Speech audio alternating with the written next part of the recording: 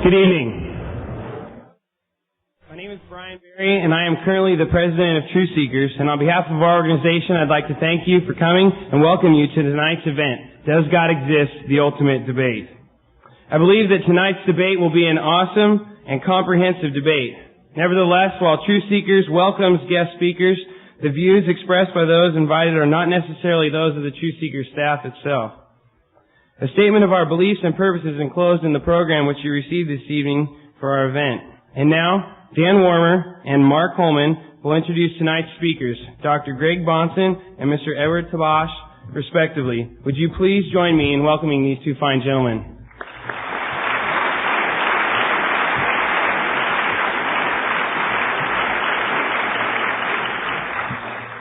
Answering the question, does God exist? In the affirmative will be Dr. Greg L. Bahnsen. Dr. Bahnsen has a PhD in philosophy from the University of Southern California. In addition, he is a member of the American Philosophical Society, a member of the Society of Christian Philosophers, and a member of the Evangelical Philosophical Society. Dr. Bahnsen was the first person to receive 2 simultaneous degrees from Westminster Theological Seminary, a Master's of Divinity degree and a Master's of Theology degree. Presently, Dr. Bahnsen lives in Southern California. There, he is a teaching pastor of Bayview Orthodox Presbyterian Church. In addition, he is a resident scholar of the Southern California Center for Christian Studies. He is the author of 5 scholarly books which deal with the following topics: ethics and practice, the theory of knowledge, and Christian apologetics. All of these topics that Bahnsen specializes in are directly relevant to tonight's debate. Dr. Bahnsen is a veteran of numerous debates with such broad topics as religious truth, socio-political application, and other fine topics. As one can see, Dr. Bahnsen is more than qualified and capable of defending Christian theism, for he has not only studied and written on the philosophical and academic issues involved, but he has also demonstrated an unusual ability to articulate and express his views cogently. I am confident that whatever your view may be, whether you're an atheist, agnostic, or a theist, you will enjoy Dr. Bahnsen. And answering the question in the negative this evening will be Mr. Edward Tabash. Mr. Tabash comes to us with a Juris Doctorate from Loyola University and a Bachelor of Arts in Political Science from the University of California at Los Angeles. He is currently an attorney in Beverly Hills, California, and has served formally on the board of directors for the American Civil Liberties Union.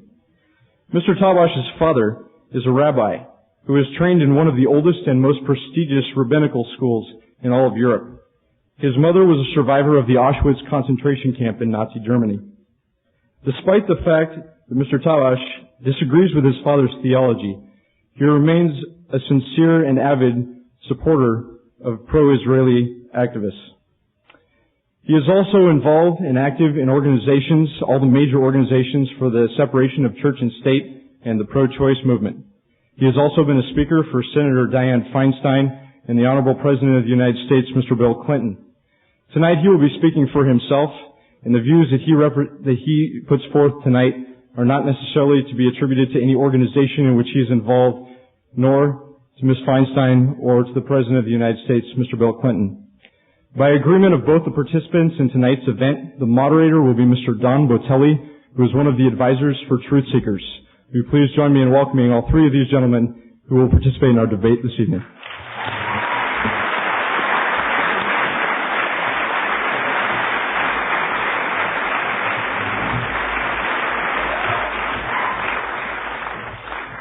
Thank you, Mark and Dan. Welcome, ladies and gentlemen.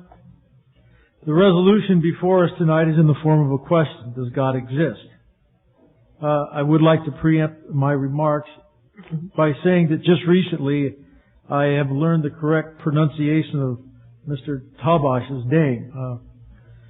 So please forgive me if it seems like if I drift back into the old pronunciation that I'm talking to 2 different people tonight. The NutraSuite has finally had its revenge. The format for tonight's debate will be divided into 4 segments. Segment 1 will consist of 2 15-minute opening statements, followed by 2 questions each of cross-examination. The cross-examination phase of segment 1 will be followed by 2 7-minute rebuttals. Segment 2 will be the same as segment 1, with the exception being that the speaking order will be inverted and the speaking time shortened. Immediately following segment 1 and 2, there will be a brief intermission. In your program that hopefully you received tonight is a blank yellow piece of paper. If during segment 1 or 2 you think of a question you would like to ask either speaker, write it down during segment 1 or 2 for collection during intermission. Please write in the top right-hand corner of your card the name of the speaker you wish to address. When you are finished, please pass your question from the center of your seating row toward the aisle. The usher will collect the questions to be screened by a panel to possibly be answered during segment 3. Segment 3 will consist of 30 minutes of questions and answer vis-a-vis this written format for Mr. Tabash, Dr. Bahnsen. Each speaker will have 90 seconds to comment on each other's question. Segment 4 will consist of 2 10-minute closing statements. In addition, I would ask that you would please refrain from any applause during tonight's debate. While I am sure your support would be appreciated by the respective speakers, since this debate will be strictly timed, your applause will only reduce the time your speaker has to present his arguments. I would also ask that you abstain from using flash bulbs when taking pictures tonight in appreciation for their obvious distractive effect. I would also ask that you also refrain from any external verbal participation, which is a speech and debate way of saying, please let the debaters do the debating. We have Aggie hosts here tonight, and I feel it's my duty to inform you that they are undefeated in Freeborn Hall. And finally, to Mr. Tabash and Dr. Bahnsen, I would ask that you help me to remain as obscure as possible by adhering to the pre-agreed format. I'm convinced that the audience is here to listen to you two gifted gentlemen debate each other, not to hear me reprimand you for breaches of debate protocol. Having said this, I would now like to invite Dr. Bahnsen to present his 15-minute opening statement, and until we have heard the last word on this issue tonight, may clear minds prevail. Will you please welcome Dr. Bahnsen and Mr. Tabash.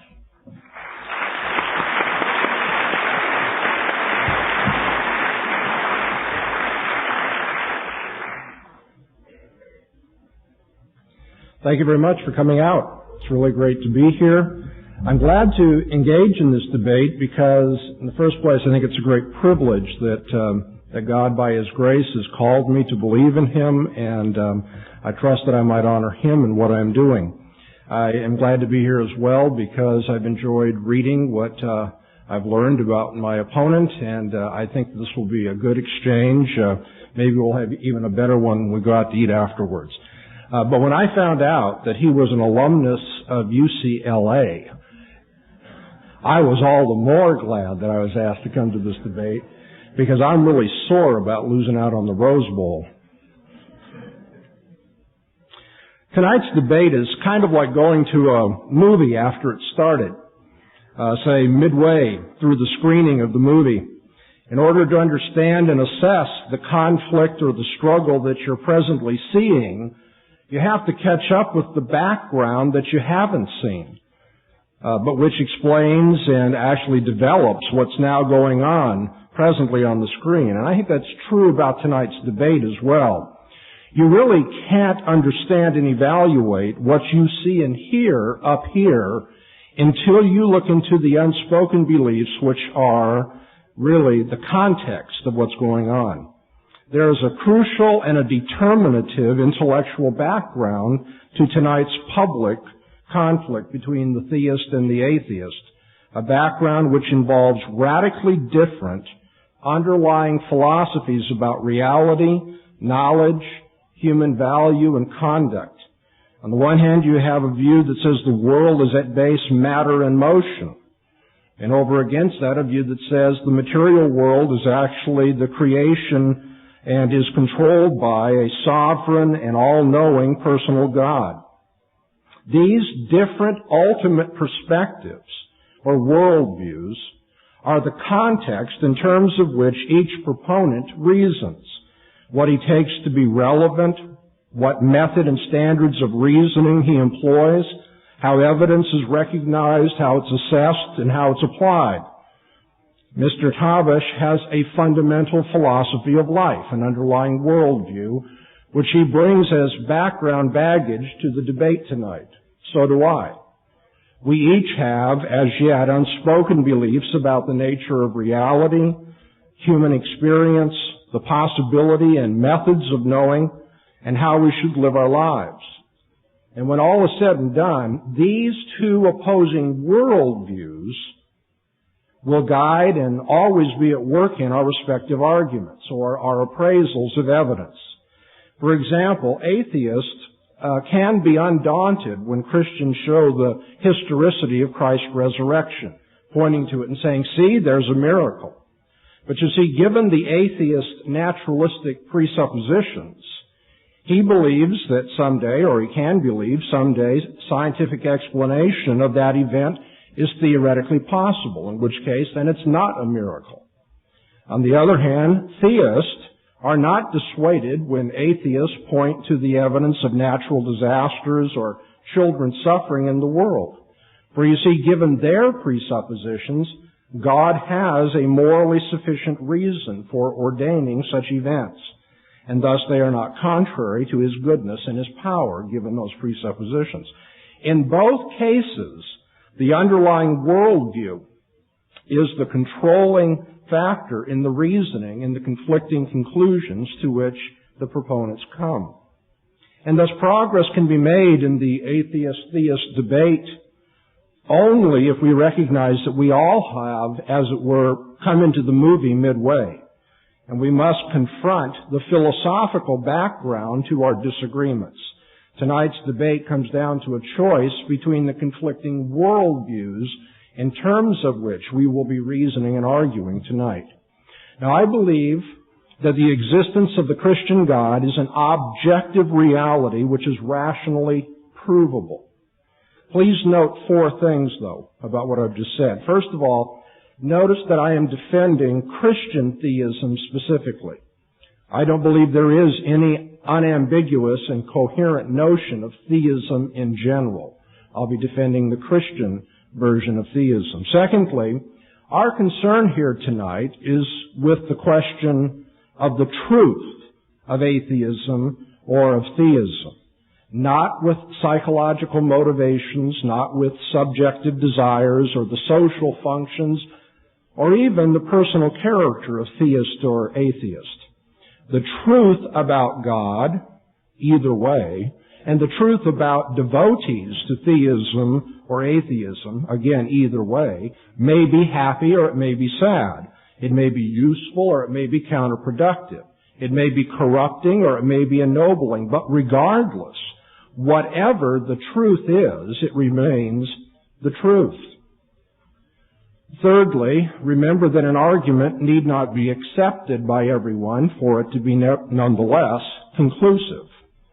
We must obviously distinguish between proof and persuasion. Personal persuasion is subjectively qualified. Proof is not. For you see, something can exist, for instance, a cancer for which the doctor has proof. Something can exist even though a person is unpersuaded that he has cancer and even offers reasons, maybe, avidly reasons against the possibility that he has cancer. We're dealing here with proof, not persuasion tonight. And fourthly, many hearers need to disabuse themselves of an old canard that goes something like this. Faith is believing what you know ain't true. Or faith takes over where reason leaves off. Faith is not something that stands over against reason, whether above reason or contrary to reason or however you wish to put it. Rather, reasoning itself rests upon the presupposition of faith and collapses as arbitrary without it. Now, to make this point, I've chosen to look not to what committed Christians have reasoned or said, which you might feel is too easy and partisan on my behalf, but rather to have us consider what our hostile opponents have pointed out about a central problem in philosophy. We'll look at an issue treated by David Hume, the 18th century Scottish skeptic, and also by Bertrand Russell, 20th century English philosopher. Both of these men wrote in strong opposition to religious faith and especially to Christianity. The problem we're going to look at for a few moments here is the problem of induction. Among the expectations with which we encounter experience and encounter the world is the expectation that uniformity can be found between the diverse events, things, or experiences in the world. This expectation may in some cases be quite explicit and self-conscious, but it need not be. For instance, when we learn to drive a car or to speak a foreign language, we usually pay close attention to what is the regular function of certain parts of the car or of the grammatical rules and ordinary word usages of the language. But we eventually come to do these things more automatically or more habitually, and we no longer consciously think about the expected uniformity in our use of cars or our use of language. Our learning and reasoning tacitly assumes that the universe is such that uniformities are expected and exhibited in similar things, even though they are separated by time and space. That the way things happen can be viewed as instances of general laws.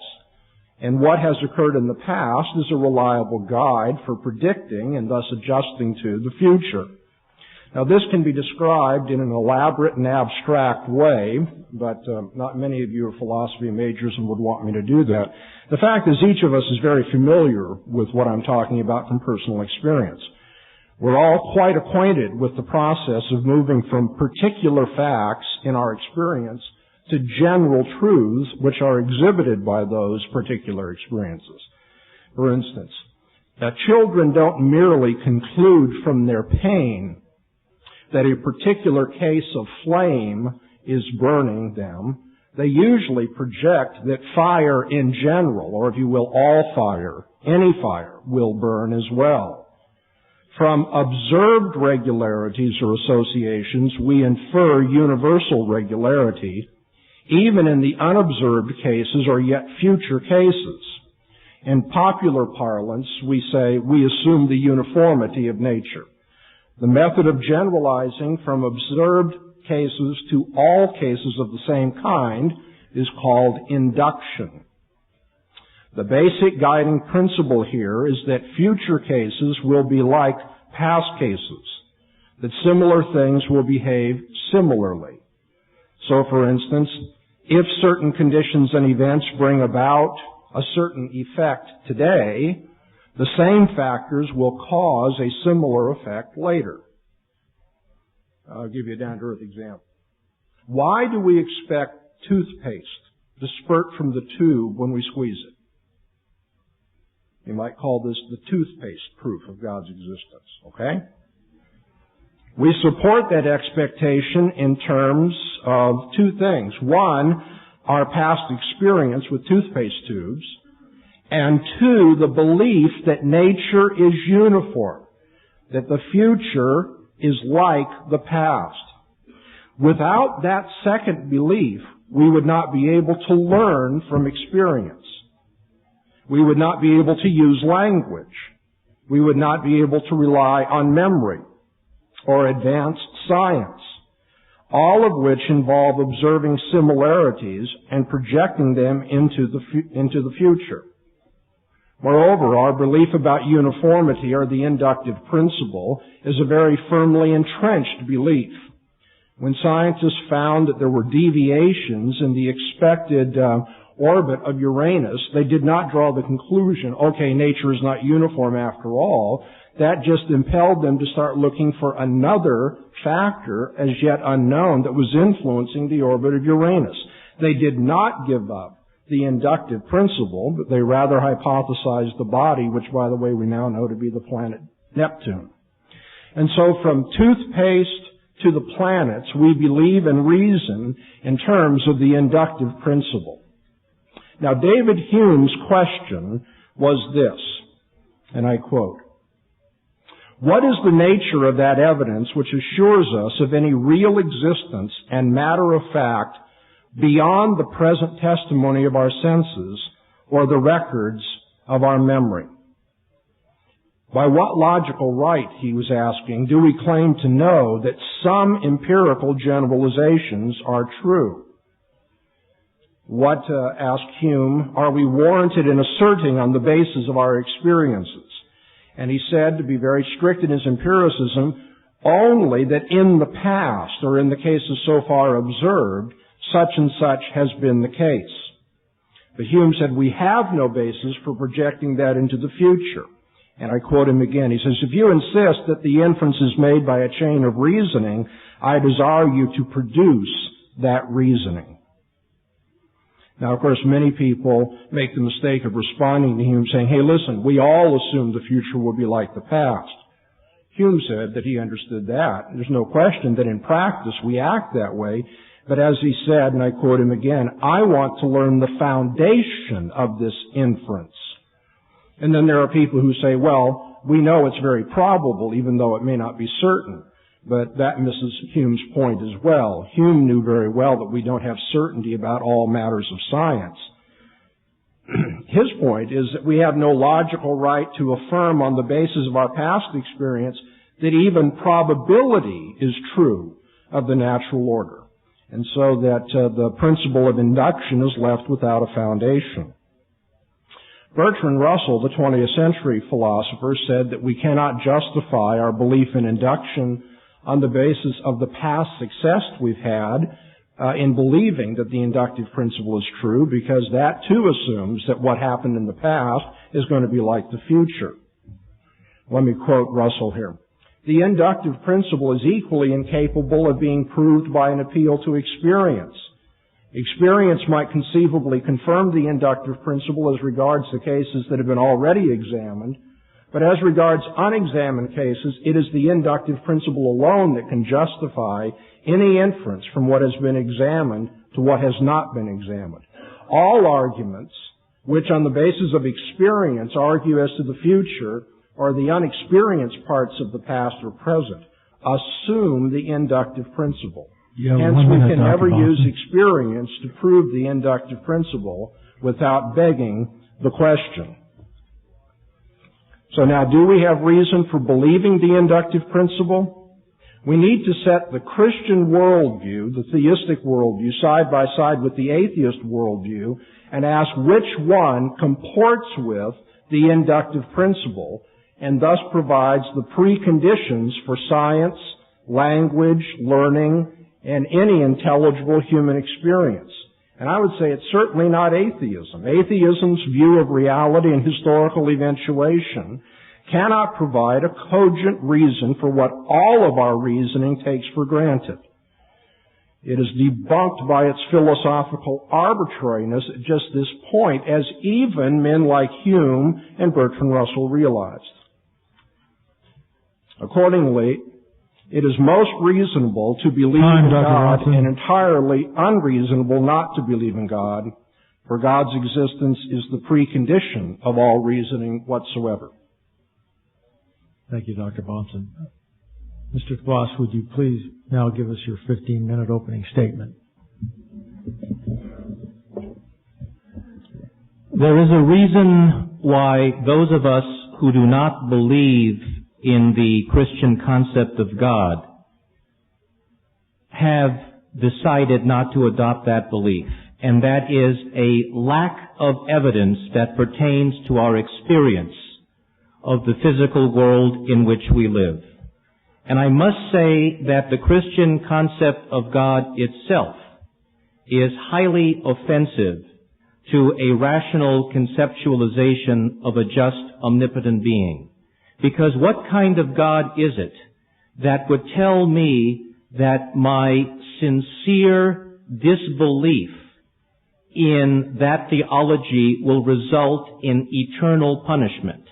What kind of a cosmic egomaniac is this to cast people like me in a lake of fire and take flaming vengeance on me, as is said in the New Testament, and to do all the things to me that will happen throughout the New Testament, damnation and everything for those who believe not the gospel of Jesus Christ.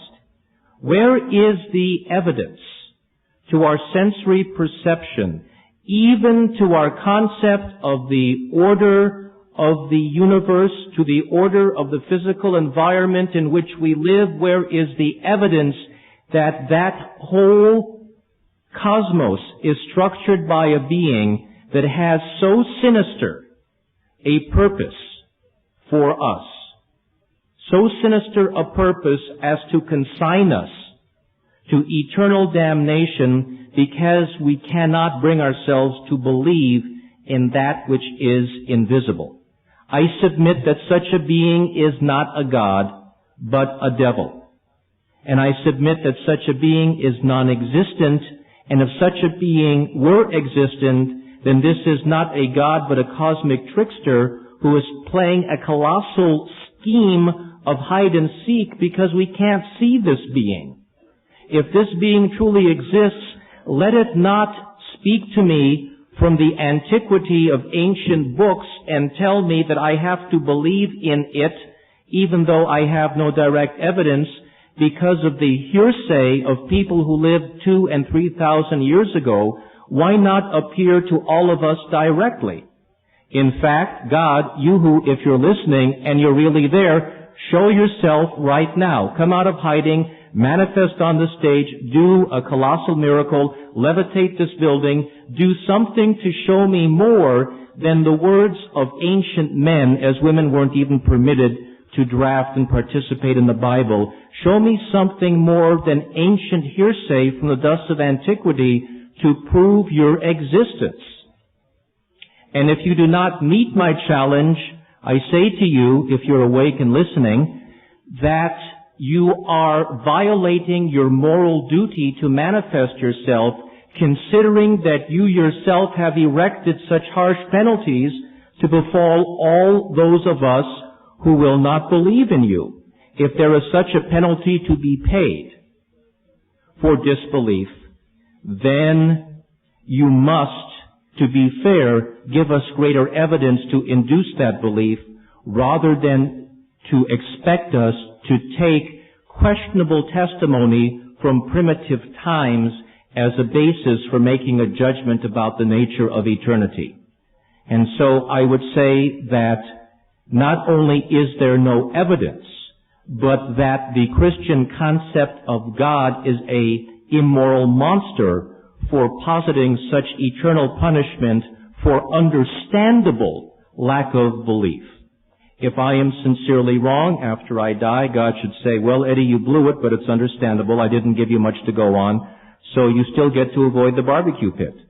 But the fact that Christian theology says that if we do not accept Jesus, it's the grill room, that is something which is offensive to the nature of not only normal human evidence, but it's offensive to our nature of right and wrong. And where is the proof other than a dusty old book written thousands of years ago of questionable authorship? Now, the argument is that there is design in the universe. But if there is such design, then the theists can't have it both ways, because intelligent planning in the universe means that there are physical laws that we can apprehend that have uniformity of application. And if those physical laws have uniformity of application and the design is such that it possesses pattern, precision, and regularity so that we may know that that design is reliable, then those very laws cannot be violated by the introduction of unprovable miracles.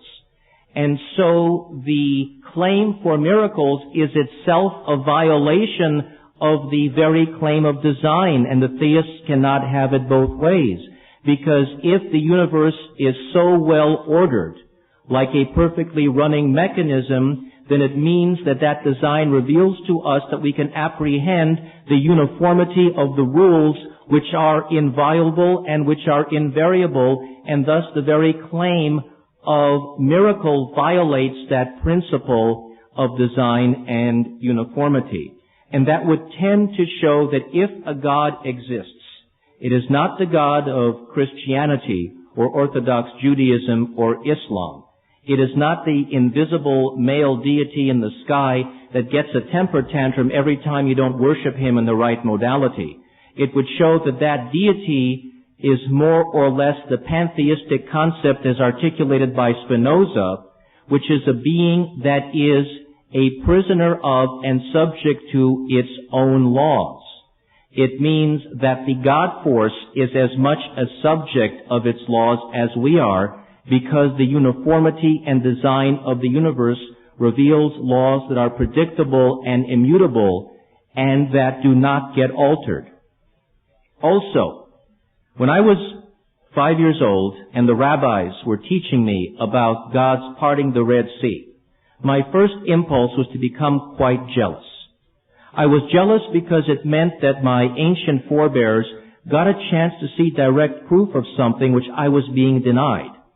They had the opportunity to witness a miraculous event directly, and I was being denied that opportunity because miracles no longer happened. And I told the rabbis that if we could go to the Santa Monica beach and see God part the Pacific Ocean in a miraculous fashion, that would induce belief.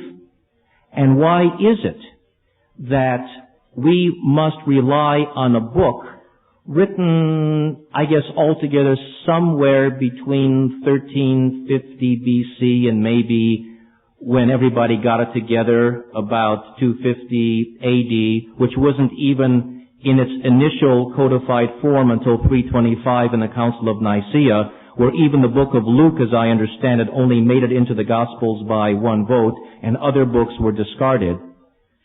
So, if we have a book that took about 1,400 years to put together of dubious authorship at a time without word processors, without reliable testimony, without floppy disks and mag cards to show fidelity to the original texts, without even good Xerox machines, how in the world are we to be expecting that not one word in that book is in error? How can we expect not one word in that book is in error?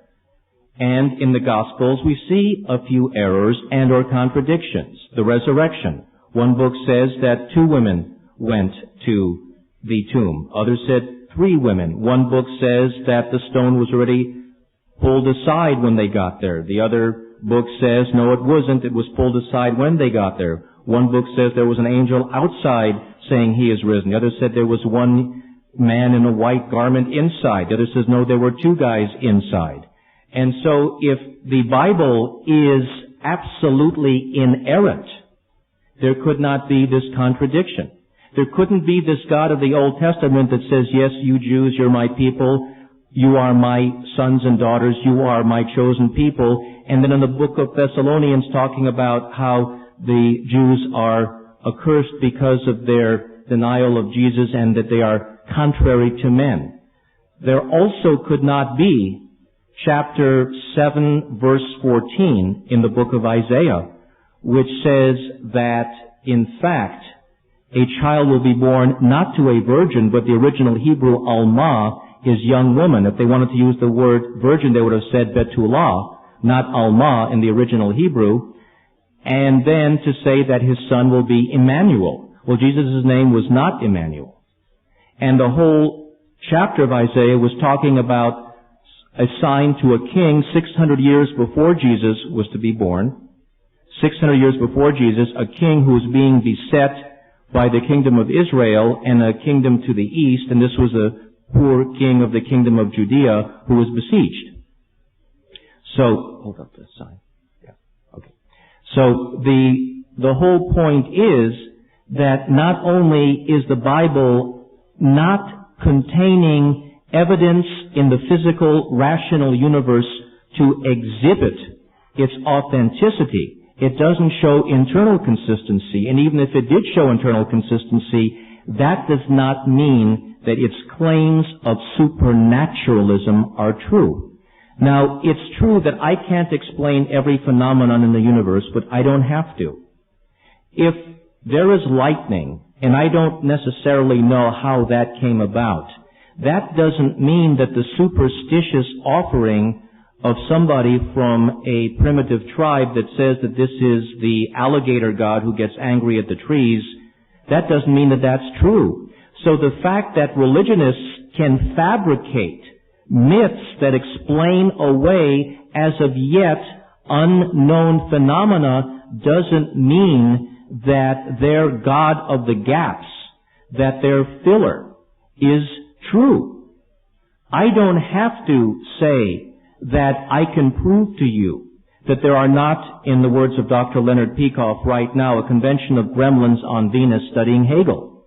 I don't have to prove to you, because such a thing is so outside the ordinary sensory and scientific and empirical everyday experience of the normal course of these very immutable laws the theists say show design. Because of that, the burden of proof is on them to show that there are a convention of gremlins on Venus studying Hegel and even a little Immanuel Kant, if you want to add spice to it. So, again, where is the proof? If somebody is going to tell me that my eternity depends on the acceptance of supernaturalism, which is unprovable, and show me a book which came from the murky past and is already over 2,000 years old, and to tell me that that book was written by infallible people and that the testimony in there is without mistake, even though nothing was written down contemporaneously during the New Testament, there is nothing in the New Testament, perhaps we'll disagree on this, that was directly witnessed by an author of the New Testament. The Gospel of Mark was written maybe 75 AD, which was about 45 years after Jesus died. The book of Revelations, which supposedly houses the infallible word of Jesus as to the final destiny of the world, wasn't written until about 100 AD, about 70 years after the death of Jesus. What possible proof is there that each of these books was written without mistake, and that when the various councils throughout the first 16 centuries met to decide which books were to be part of the canon and which were not, that their decisions were infallible?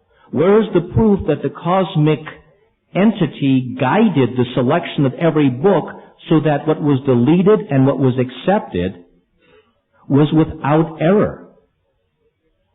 And also, where is the proof that there is such a curmudgeonly, ill-tempered God as the one in the book of Exodus who ordered Moses to have a guy stoned to death because he did nothing more than pick up sticks on the Sabbath? I don't want to know that kind of God.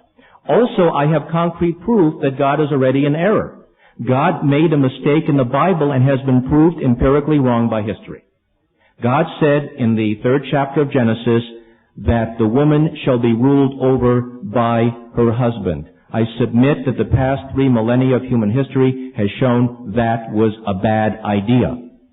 So, we see then that there is a strong likelihood, and in terms of miracles we have to accept the most believable, that ancient human beings superimposed on a fabricated being their ancient concepts.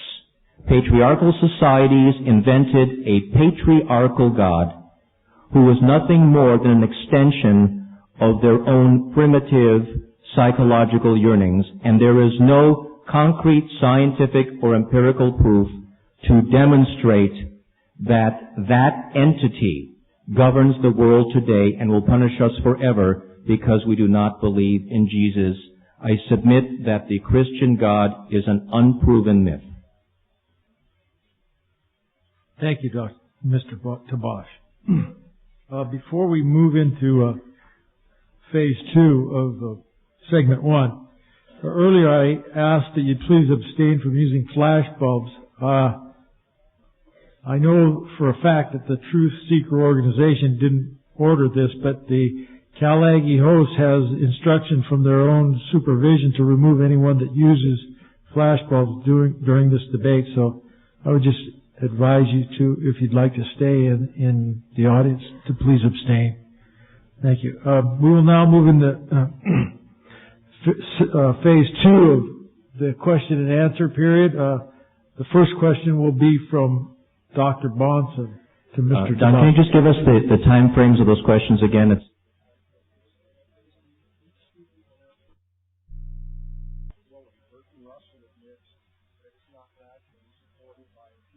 past success or to any kind of human experience. Mr. Tabash, on what rational basis do you then, as an atheist, justify belief in the inductive principle? I justify belief in anything, whether the inductive or the deductive principle, pursuant to what my sensory experience, aided by scientific tools, will demonstrate to me. But I feel no obligation to believe in claims of the supernatural of which there is no evidence, and which violate not only my sense of moral justice, as the exclusive club of Christianity portrays itself to be, but also... I believe you're ranging way beyond the But also, no, it's part of it. It's part of the answer. Part of the answer is that it's...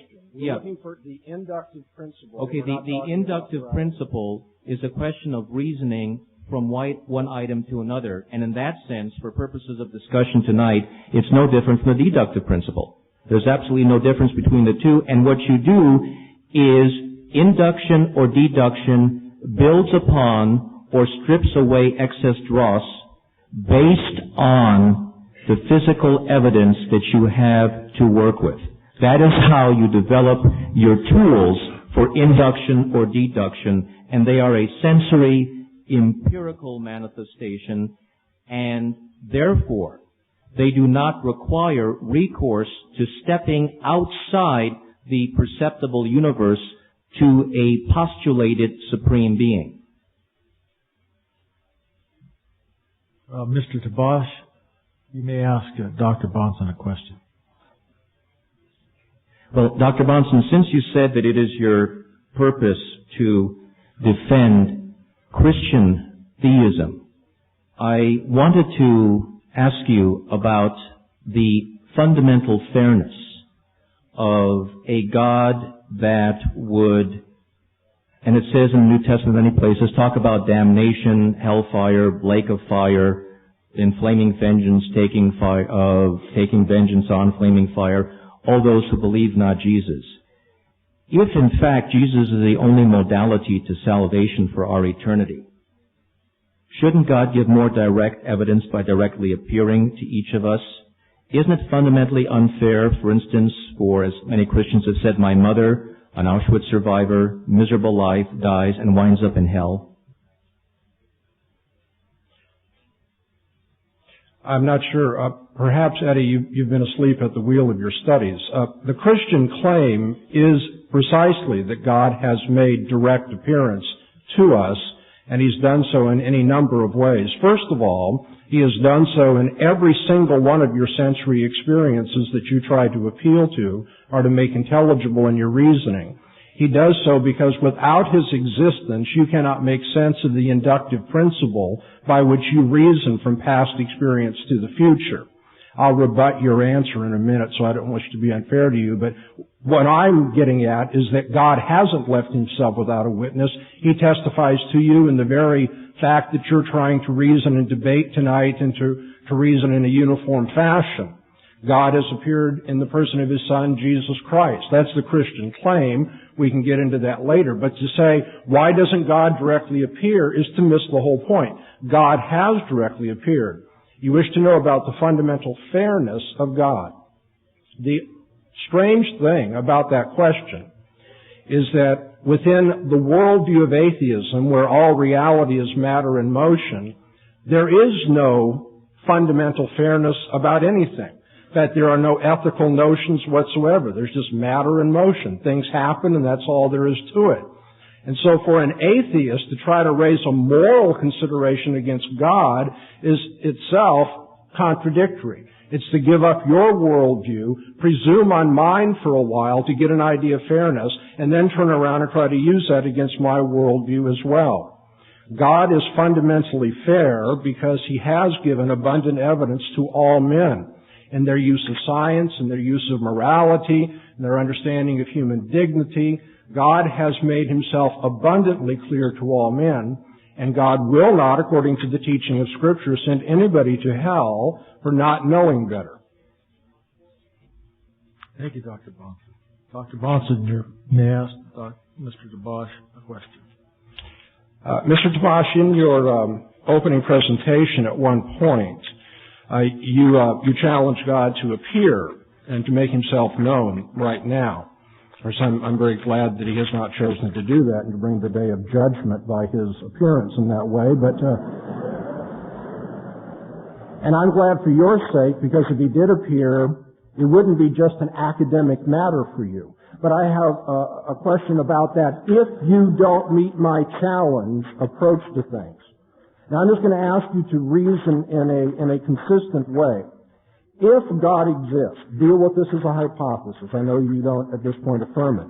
But if God exists, would it be reasonable, would it be true to His nature as God, as sovereign, as the one who has final authority and so forth, would it be true to the nature of God to submit to your authority and say, you lay down tests for me, let me prove myself to you, and then finally, oh thank you, you'll believe in me? Would He be God if He submitted to that kind of test? Dr. Bahnsen.